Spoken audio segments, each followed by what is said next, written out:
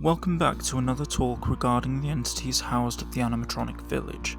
I am Bartholomew Conroy, and today we are talking about another entity from the basement of one Edward Morris, the man responsible for animatronic recreations of mascot costumes owned by the Fuzzball Circus Co., of whom so far is considered missing. From the wreckage of what was once Morris's residency, our operatives have found countless pieces of evidence suggesting the strange happenings within the basement were caused by the appearance of a portal. For one, there is the obvious factor that these animatronics were possessed to attack our operatives, and we have found many more entities since sweeping the site. Other pieces of evidence include the presence of living metal and spectral residual energies, of which have brought us to the suspected conclusion that spectrals have came through a portal and were responsible for the living animatronics. With this revelation, we will occasionally be referring to the animatronics as vessels, seeing as they are just a means of spectrals having a physical form.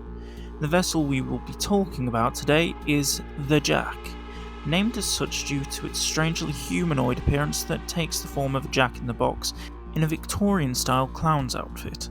Further to this, they have a wide red mouth, purple cheeks, and their eyes are decorated with what appears like blue, red, and yellow makeup reminiscent of a clown. Strangely, they have been designed to have red pigtails decorated with gold bands, and they have green eyes, of which one was missing when they found the animatronic in the rubble.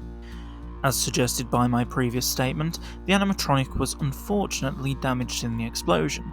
It was missing plates along with sections of its arm, and others have been chipped and warped.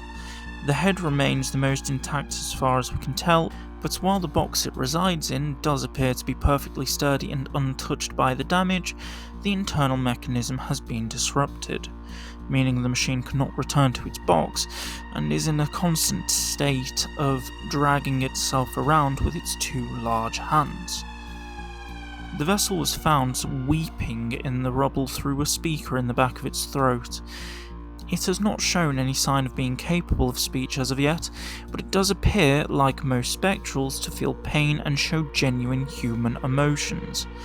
We moved the machine to the animatronic village alongside the elephant and tiger animatronics, and we have since observed them in a group, playing music, dancing, and having generally heartwarming interactions. On the off occasion we have sent operatives into the village to view them in person. The exact same series of events occurred, with the animatronics attempting to hunt the operatives.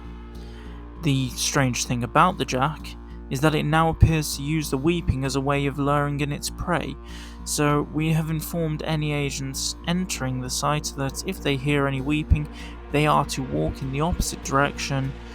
Not that this helps for long. Its two gangly orange arms make it a threat from quite a distance. For one, as previously stated, the vessel uses these arms to traverse the site, but this is not just in terms of dragging itself along the ground. The machine has been observed hiding in areas with dense areas of scaffolding and or hiding places. It will swing from any beams with surprising grace, but will also taunt its victims before attacking, as though torturing them. The Jack, as of yet, has been a thorn in our side. They appear to enjoy the hunt and show no sign of stopping. It is a conniving and cruel entity that plays on human emotions. However, with it enjoying the company of entities similar to itself, we can afford to keep it in the more open areas of the animatronic village, granted Barclay keeps an eye on them.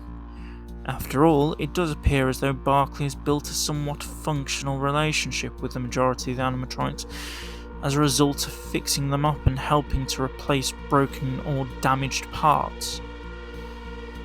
As of now, the Jack, or Jackie as Barclay has begun calling it. Hey, no, you aren't doing that. Excuse me, Barclay. You're not doing that thing where you try to belittle me and what I do because you don't understand it. The animatronic village is my jurisdiction. I look after the entities on site and make sure they don't escape into the world, as per the request of the agency. They have emotions too, and I plan to treat them as living, breathing, sentient beings. So I'm going to give them names to continue building a good relationship with them. Please stop trying to make out that I'm doing wrong just because I'm not treating them like monsters. Alright with you?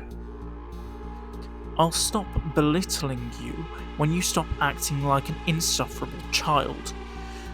What are you doing interrupting my lecture anyway? I'm glad you asked. As of now, children, I will be your teacher for all things to do with the animatronic village and its entities.